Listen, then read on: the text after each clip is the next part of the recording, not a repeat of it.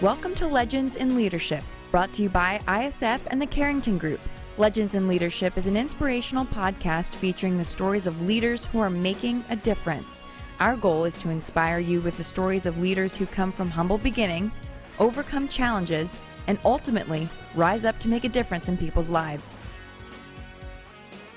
Legends in Leadership. This is your host, Jason Smith, family officer with the Carrington Group. And I'm joined today by my co-host, Dr. Blair Ritchie, Executive Director of ISF, and Tyler Tallman, fellow family officer with the Carrington Group.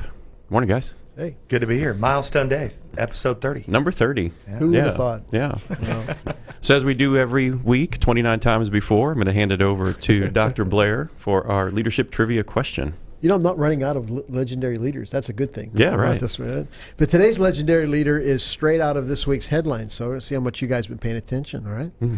He is the wealthiest African-American, surpassing even the greatness that is the Oprah.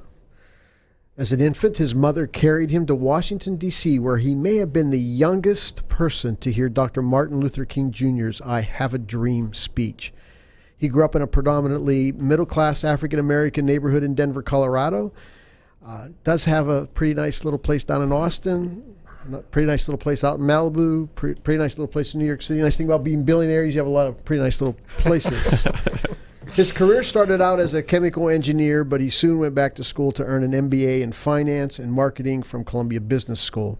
After a stint with Goldman Sachs, he founded Vista Equity Partners, a private equity and venture capital firm that today has over $46 billion in cumulative capital commitments, owns over 50 software companies, and has 60,000 employees worldwide. He is the first African American to be board president of Carnegie Hall, and he recently set the gold standard for commencement addresses. Mm-hmm. So who is this legendary leader? I'll be back at the end of the show. That's a good one. Answer. Did he recently pledge to pay for college for Hey, it's the end of the show. Okay. Get on with it. Do your job here. Sorry, I won't ruin it. All right. You can't give the answer away to Ryan either, all right? Come on. I said it was newsworthy. He was already nodding. I think he knows the answer. Hey, you don't know his name, though. I don't. See? Okay, there you go. No.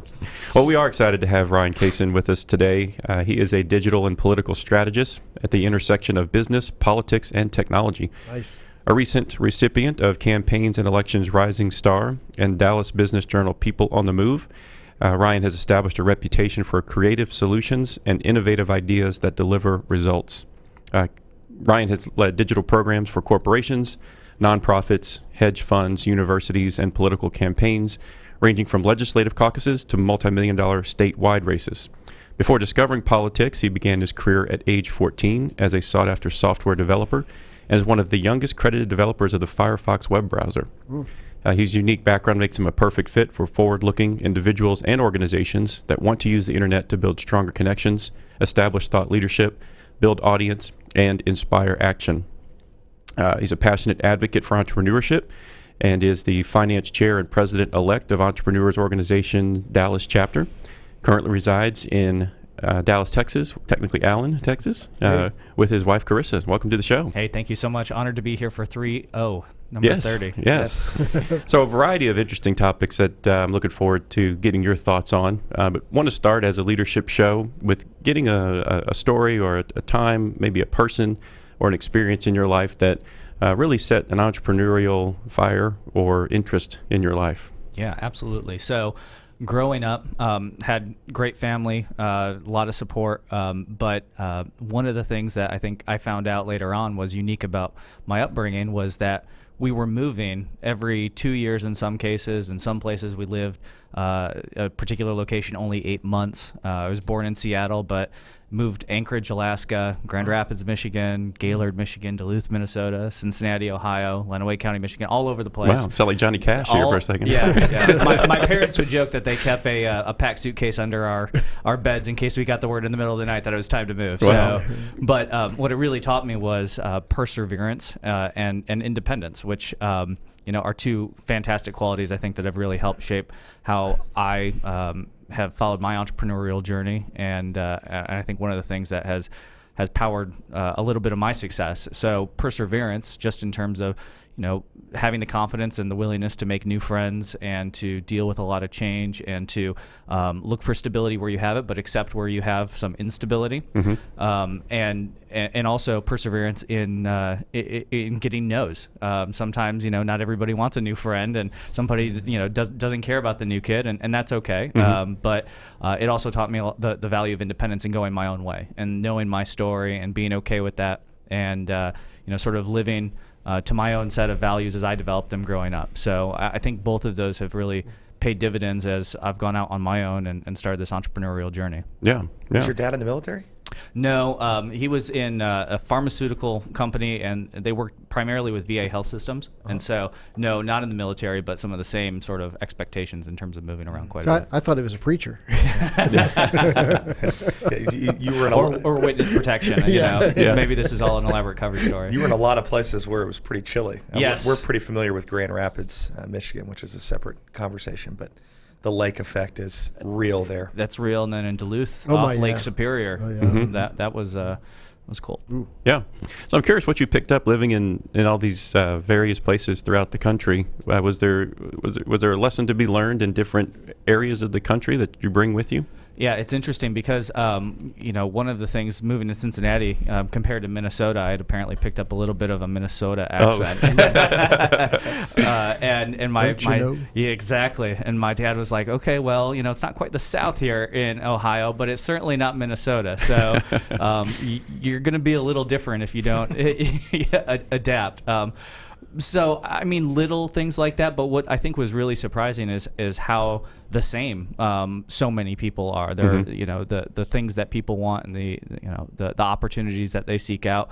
I actually think that's pretty inspiring, being able to travel so far across this country and to find that, there really is a shared culture and a shared belief, and especially in this time, it doesn't seem like that's the case if you watch media. So I had the opportunity to, at least growing up, see that firsthand, that some of those same spirit and values and culture really do exist and bind our country together. And we share so much more than we disagree on, but Absolutely. It's those minority areas that really start to drive wedges. Yeah, absolutely. That's where the money is made, unfortunately. So. Right. So you're relatively young at 14, already becoming a desired software developer talent. Tell us how you got into that. Purely a function of having nothing to do. Constructive then, that's good. Right. So we lived on an 80-acre farm, and there was literally nothing to do. We were in the middle of nowhere. It was rural countryside of south central Michigan, and we had a dial-up connection that worked half the time when my parents didn't pick up the phone and interrupt That's it. right. So this kind of dates me, but was really self-taught and self-starter, and thought for the longest time that software and engineering would be my future. Was really, really passionate about it. Had an amazing opportunity to work with AOL Time Warner on their Netscape product, and then Firefox and AOL Instant Messenger. But this was at the peak of the browser wars. Microsoft was. You talk to people today, and some of them don't have any concept of that this happened. But it was a really dramatic time, Sure. and it was a lot of fun to be involved in, and to have that opportunity at 14 to work in that kind of environment and work remotely for a Silicon Valley company. It was just absolutely eye-opening. That's back when you actually had to pay for a web browser. Microsoft really threw a wrench into the whole model by giving theirs away. They sure did. Oh my gosh. So I have to ask, how did you get on the radar at 14 years old from northern Michigan? Yeah, it's the most ridiculous story. So in response to the fact that Microsoft had made their browser free, Netscape was doing the same and releasing Mozilla, as they called it, free to the public, and that was the project that anyone could contribute on. And so I was sort of tooling around on that, playing, and seeing what I could do to tweak it and add my contribution to it. And I wanted an email address. This is back before the days of Hotmail and certainly before Gmail and everything else. And you typically had to pay for an email address, and I did not have the money for that. And I asked, how do I get a Netscape email address like all the other people I was working with? And they said, you have to work here. I said, okay, well, that's fine. Let's do that then. And I don't think they knew that they had no follow-up. So started an internship remotely there. They had 2 or 3 other remote employees who actually worked in Michigan, so had a little sense of community, which was really unique and unexpected. So yeah, it was just not knowing that I was being told no. Mm-hmm. So then the transition from a very promising and aspiring career in software to the digital space and ultimately into politics. So tell us how that transition came about. Again, thought for sure I'd go into software engineering. The thing I realized in doing it was that the computers never sleep, and that if you are not in front of your computer at that very moment, it's potentially a lost opportunity to be working. Okay. And the culture at that time was it was an around-the-clock race for their lives, and it was just very stressful. And I think it was something that kind of was a cautionary tale. And I thought, well, instead of going to a technical college university, I would go with my fallback plan, a liberal arts school, maybe study physics or something like that. That was my initial major, but just wanted to try something different, was willing to explore, and ultimately ended up in political science economics because it was so much fun. I'm not going to get, I came to terms with the fact that I'm not going to get drafted by the NBA or the NFL anytime soon, but political campaigns have a lot of the same characteristics, right? You're playing out in public, you've got a scoreboard, there's a clock, and there's a date and time certain that the scoreboard is set, and there's a winner and there's a loser, and there's a lot at stake. So just the competitive side of me absolutely got addicted very early on in college. I had a fraternity brother who dragged me to my first campaign and didn't need to be dragged back. I was there every morning. Wow. Yeah. So certainly a level of excitement around that. What is it that you bring to the space from the digital and the PR element that helps in that competition?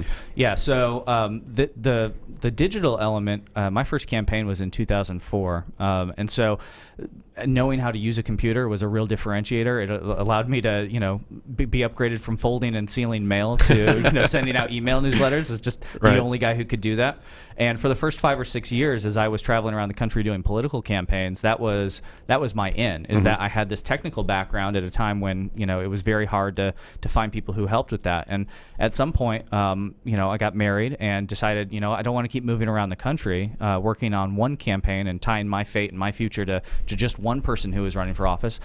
I kind of dug back in and found that entrepreneurial streak and said, hey, why don't I bring what I'm doing on the digital side to a whole lot of campaigns, and started the business. And in politics, it's such a, you can say so much bad about the state of our politics and the rhetoric and all of that, but on the professional side, it is an incredibly open and welcoming place for people to hang a shingle, right? So if you knew somebody and you had a reputation of being a high integrity person, and you had a skill or a capability you were willing to work your butt off for, there are a lot of people who will hire you in politics. And it was just a fantastic way to scratch that entrepreneurial itch without realizing that, without feeling that same risk of finding that first customer. We started the business with our first $2,500 check in hand before we had the LLC paperwork filed.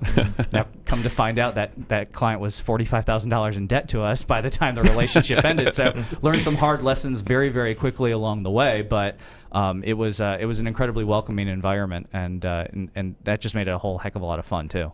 So what do you think the tipping point was for digital to be accepted in part of the normal strategy in a political campaign as we're seeing it is today? It was Barack Obama's campaign. Okay. I mean, you don't have to be a Republican or a Democrat to recognize that the way that he changed campaigns and made digital a big part of how he organized people and got his message out was absolutely huge. But I think that's the version 1.0 sort of interpretation of it, right? Okay. Using these digital tools, because then they became part of every presidential campaign, and they've sort of trickled down as things typically does in technology to smaller and smaller races. The version 2.0 of it, and I think where, again, Barack Obama really set the pace, is that personality is what's driving so much of the political decision making right now. And so, Barack Obama had an incredible cult of personality. People felt very strongly why he should be in the White House. And very similarly, on somebody who's completely opposite side of the spectrum, people feel very strongly why Donald Trump should be in the White House. And that's it's around the people's personality. And we're seeing this change now where, just like in technology, things get democratized and brought down to lower levels. We're seeing how personality is also playing in members of Congress. We've got a 26-year-old young woman congressman in Alexandria Ocasio-Cortez, and she's using personality to be bigger than the institution of the U.S. House, to be bigger than what a typical freshman member has in terms of media attention and share of voice, to be bigger than a party even. She is her own movement, and we're seeing, again, that personality really bring people together in a way that hasn't defined our politics in the past. Right. If you look at old power versus new power wants you to consume and wants you to conform. But this new power is building community and building influence through people. So this digital beast that Trump took advantage of in a completely different way to get into office. Yeah.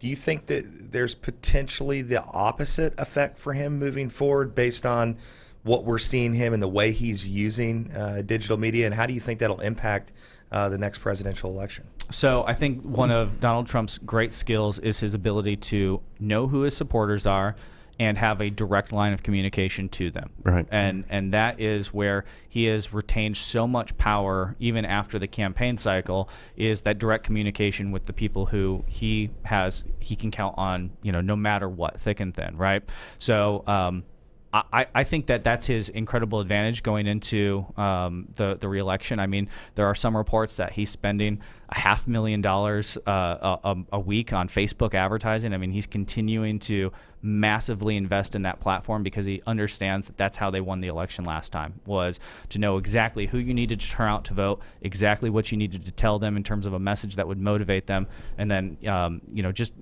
hit them with repetition. So having such a direct now connection, all politicians do if they choose to use it to the populace, to the citizenry. How do you coach folks like that in the use of these tools to be, I guess, to use them in the manner that speaks to their audience? There's obviously some coaching there, because there's some things that some people put on a Facebook Live or on their Twitter account that are, cringeworthy. Yeah. And then, so how do you help these political parties or individuals leverage these properly for their audience? Well, I think there's risks on two sides of the spectrum. Certainly the cringeworthy, that wasn't a very good idea. How could you have possibly popped off like that so, in such a cavalier manner, right? But then there's also, I think, a problem in sort of your typical, what you might call like a Fortune 500 CEO type candidate, right? The very distant, very, very polished personality.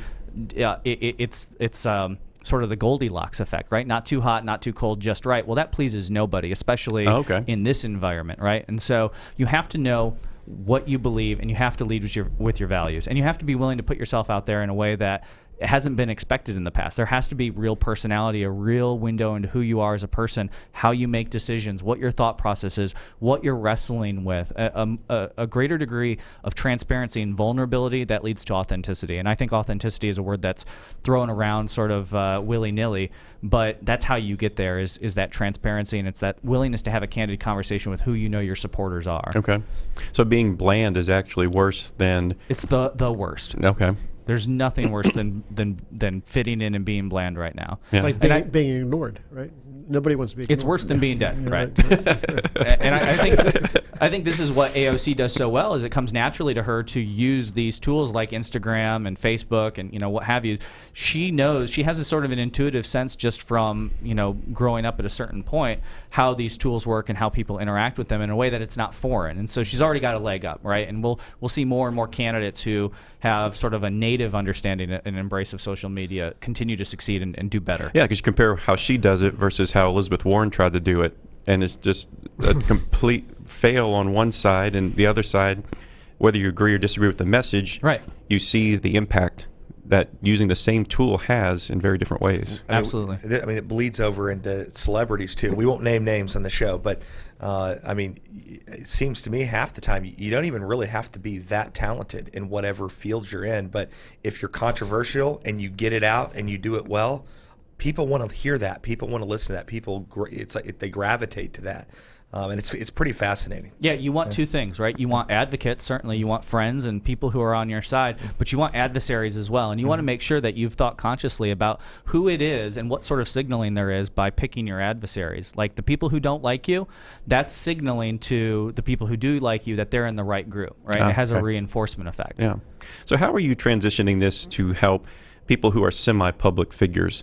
Maybe they're the CEO of the Fortune 2000 companies. More and more, our culture wants people to have an opinion, it seems.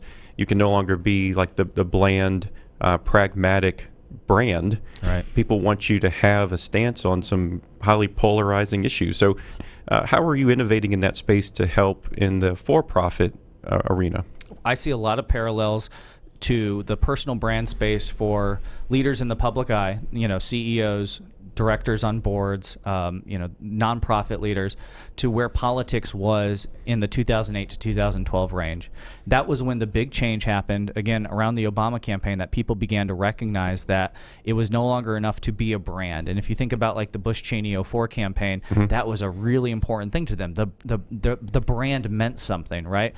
And the tables turned and it became about the person, and it's much more about the person now. I'm seeing the exact same thing. It's much harder for me to have a relationship and trust and feel something for a logo, no matter how many billions of dollars you spend every year in sports promotions and TV ads and radio ads and storefronts to feel something about that brand. Much easier to shortcut that process by having a relationship and feeling something about a person. And so I think a CEO can live their company's values. They can communicate the company message. They can be a spokesperson when the company succeeds and that first line of defense when they fall short, but they can lead in that transparent, vulnerable, and authentic sort of way that avoid the angry mob from showing up on your doorstep. And as long as you're just focused on your brand and it's attacking a brand and there's no person or humanity behind it, it's very easy for the angry mob to mobilize and organize against you. Okay.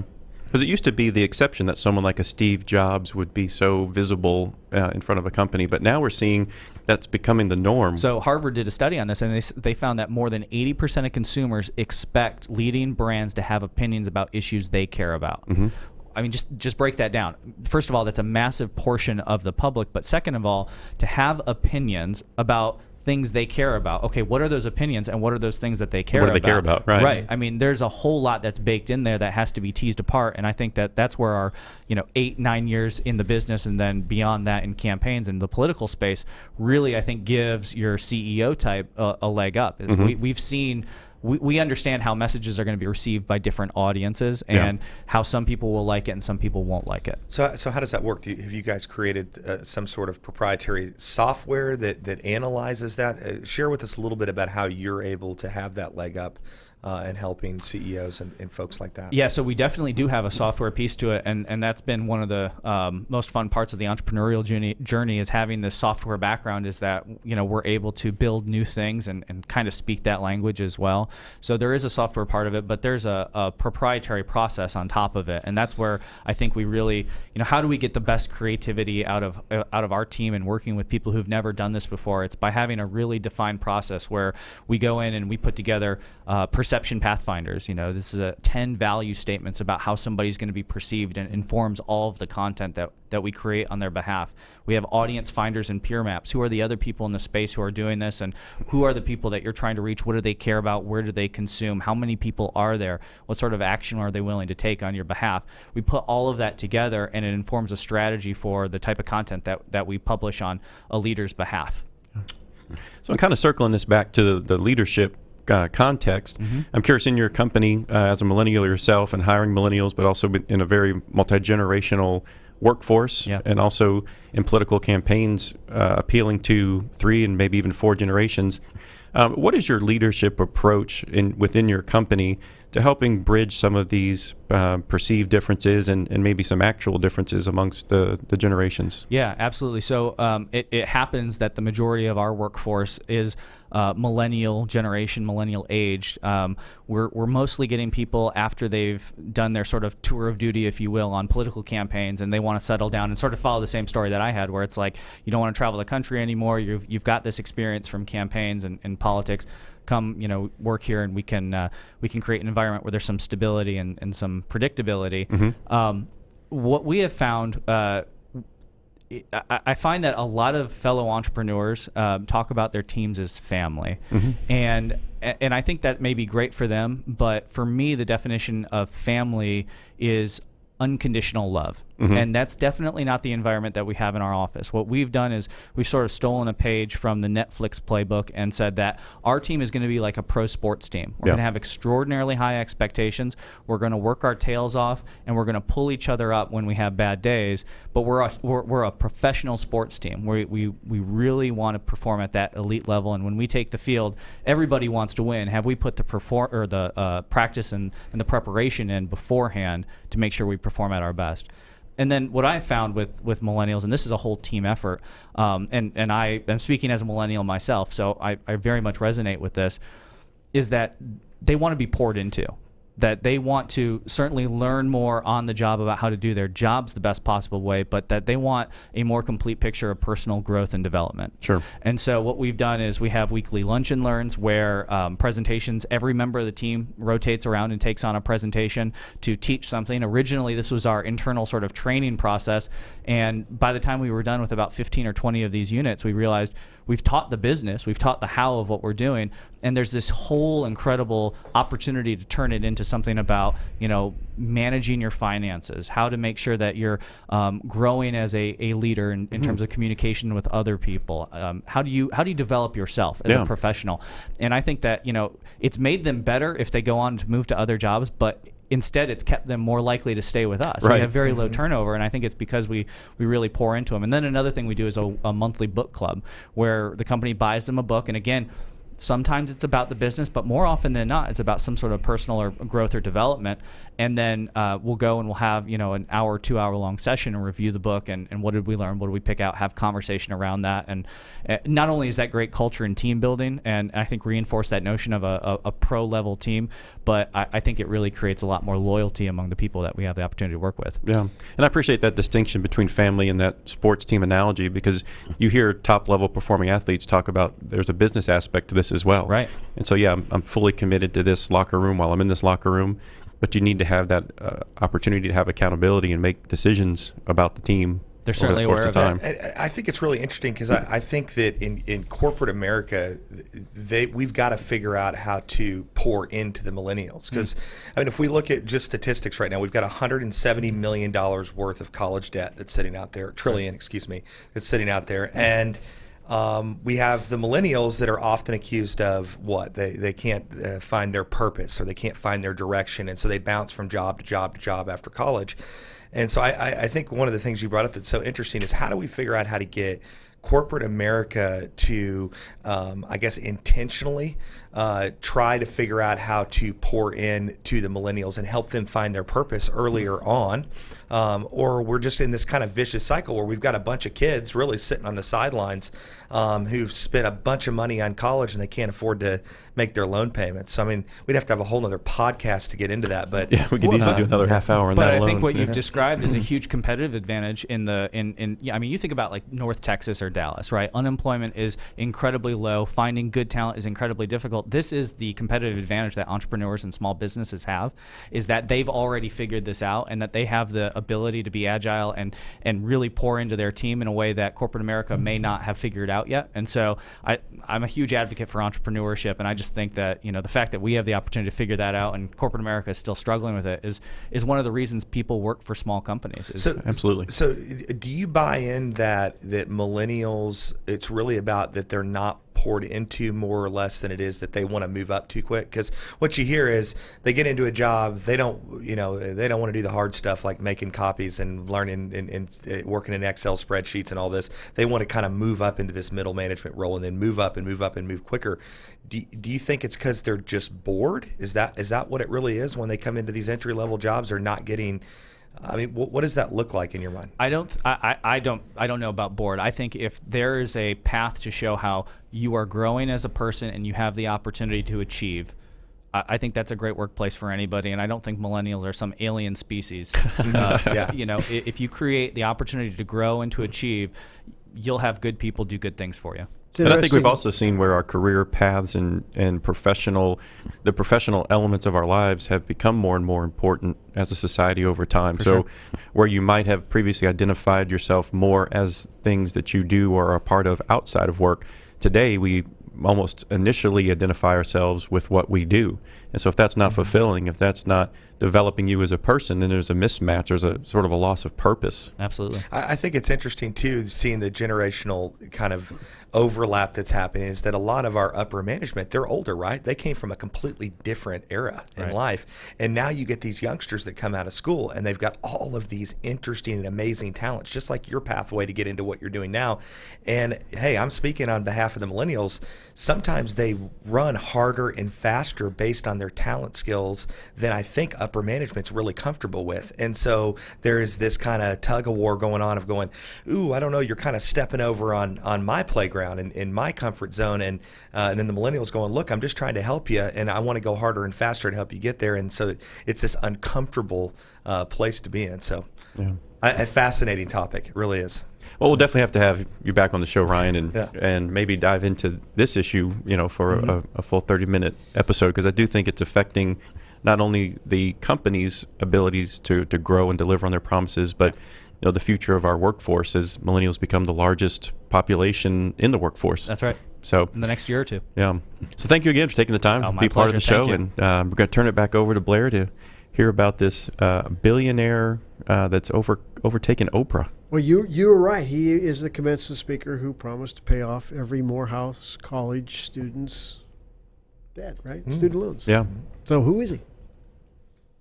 I didn't pay that much attention to the Robert Smith. Very good. Yeah. Robert F. Smith. Yep. Excellent. That's our legendary leader for the day. Perfect.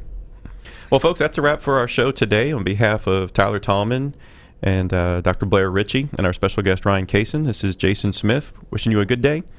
And remember this, if your actions inspire others to dream more, learn more, do more, and become more, then you are a leader. Legends in Leadership is brought to you by the Carrington Group. Carrington Group is a family office with a passion for helping business leaders and their families make smart choices and fulfill their highest aspirations. To learn more about the Carrington Group, visit their website at www.carringtonfo.com or Google Carrington Group, Dallas, Texas. ISF is committed to leadership development for aged-out foster care and orphaned youth. ISF's mission is to transform these youth into tomorrow's leaders with scholarships, mentoring, and leadership training. To learn more about ISF, visit their website at isfsite.org or Google International Student Foundation to learn more. Securities offered through Regulus Advisors, LLC. Member FINRA/SIPC. Investment advisory services offered through Regal Investment Advisors, LLC, an SEC-registered investment advisor. Regulus Advisors and Regal Investment Advisors are affiliated entities. Carrington Group and this broadcast are independent of Regulus Advisors and Regal Investment Advisors.